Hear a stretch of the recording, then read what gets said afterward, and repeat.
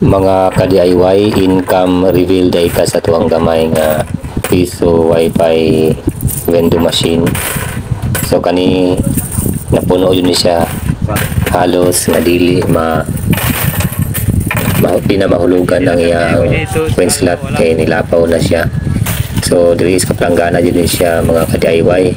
So among gihap niabot ni siya og 9,567 sulod sa isa ka bulan. Pakita na ko sa inyo ha kung pila jud ang nasa portal. Makita niyo sa admin portal nga ang halin sa isa sulod sa isa ka bulan 9,567 pesos. Wala pa ilabot ng ato ang charging station nga ikabat sa bog 1,300 plus ang iyahang income. Gani na pa ni siya mga troubleshooting, mga kakulian nga nahitabo kay basta bagong install na di mga aberya. Pero kaloy sa Ginoo hangtod karon wala na jud wala na yung mga aberya. Makita niyo din mga DIY sa CCTV. Ini kagabi musiga man yung CCTV mo tong hayag kayo. So lingaw kayo sila nga nag-video okay. Pero mapalong na ang light sa kuan CCTV nga na siya ang resulta. So malingaw na lang po kung mag-monitor, maminaw silang kanta o limit po mga tingog ang mga tao sa Gisok, Dimulok, Malita, Davao Occidental. So sa diha nga wa pa na-install kanida yung mga agian sa dalan sa pag-install mo sa Starlink sa kanang Bindo. So layo jud gikan sa sentro ang maong sitio Gisok. So nagbaklay pa mi diha. Baklay mi diha pwede pa yung lapuka, nagbaha pa jud diha. So agi mi ana nga sapa.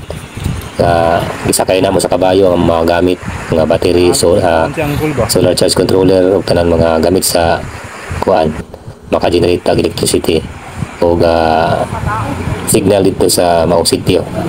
So salamatan kay ko sa mga kabayo nga ni karga ug gitagaapon nato sila gamay nga pahalipay ani nga time. So ug diha sa ako na lang isa magbalik diha nga para mag-check kung okay pa ba ang atuang dagan sa atuang signal nga ilisan nato mga bagong mga kuan kaning ilisan nato mga parts nga nagaberya. So lisod jud ang dalan labi nagmagmotor nga pwede yung lapuka. So kaya ako ang solar charge controller ang ilisan kay dili compatible kaya malit na po tagbago. So mauna na siya karon makita niyo diha sa maong setup 40 ampere na kung giilis kay 60 ampere man tong dati. So kana wala din siya bala 24/7 na siya mag operate. So di na ta alkansi sa ato ang daily income. So salamat kayo sa opportunity nga nakatao dito diring lugar. So natay makuha na sideline gamay. Thank you Lord nga nahuman din siya nga setup. Ug labi lang pasalamatan kay ko sa tagiya sa balay kay Jeffrey Isil ug sa iyang pamilya. Thank you for watching guys. God bless us all.